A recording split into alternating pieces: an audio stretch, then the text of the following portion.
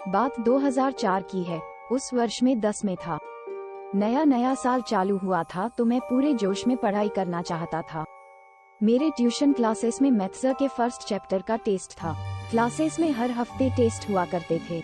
Maths के sir जो कि क्लासेस के मालिक थे उनको मैं इम्प्रेस करना चाहता था। वो मेरे पिताजी के मित्र के भाई थे। अरविंद नाम था उनका। बहुत मरते थे। शनिवार रात को मैं 11 बजे पढ़ने बैठ गया। बाहर बरामदे में मैं बैठा था। चूंकि गर्मी का महीना था और बाहर अच्छी हवा चल रही थी तो मैं पढ़ने के लिए वहीं बैठ गया। मेरे पड़ोसी जो कि इलेक्ट्रीशियन थे 25 या 26 साल के, वो भी बाहर बिस्तर बिछाकर सोए थे। उन्होंने पूछा क्या रात भर की प्लानिंग है, तो मैंने कहा नहीं, रात भर नहीं, 2 या 3 घंटे। फिर वो चद्दर ओढ़ कर सो गए। रात करीब 12 बजे मैंने पढ़ाई के बीच में पायल जैसी झनकार सुनी जो काफी स्पष्ट सुनाई दे रही थी।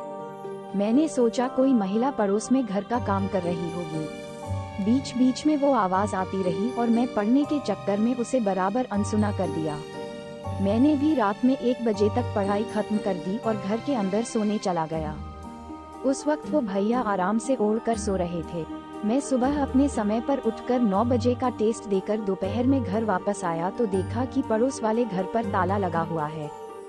मैंने माँ से पूछा तो उन्होंने बताया कि कहीं गए होंगे, वापस आ जाएंगे। जब वो वापस आए तो मैंने देखा कि वो कंबल ओढ़े हुए हैं। मैंने पूछा क्या बात है, तो बताया कि कल रात को उन्होंने भूतनी देखी।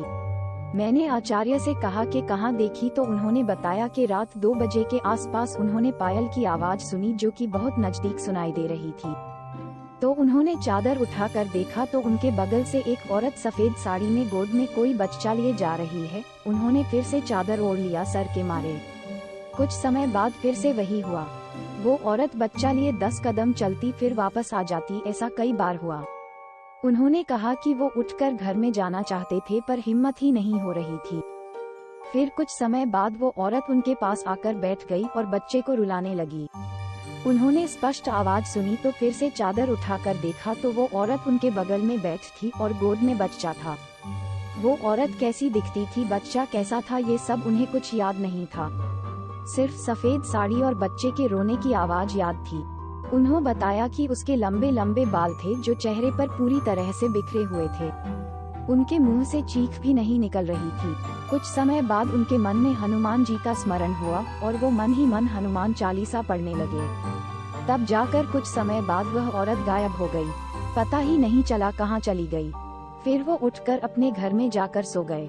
रात भारकू की पत्नी ने बताया कि उन्हें तेज बुखार था और कांप रहे थे। वो लोग किसी ऊपरी शक्ति के जानकार के पास जाकर ताबीज और हनुमान जी की लॉकेट लेकर आए थे।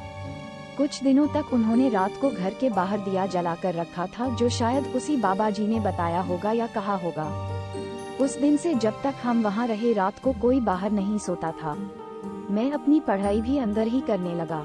मैं कभी कभी सोचता हूँ कि क्या मुझे भी उसी औरत के पायल की आवाज सुनी दे रही थी या कोई और की। मैंने ये बात अपने माँ से कही तो उन्होंने कहा कि तू खुद भूत है, तुझे कोई भूत क्या पकड़ेगा।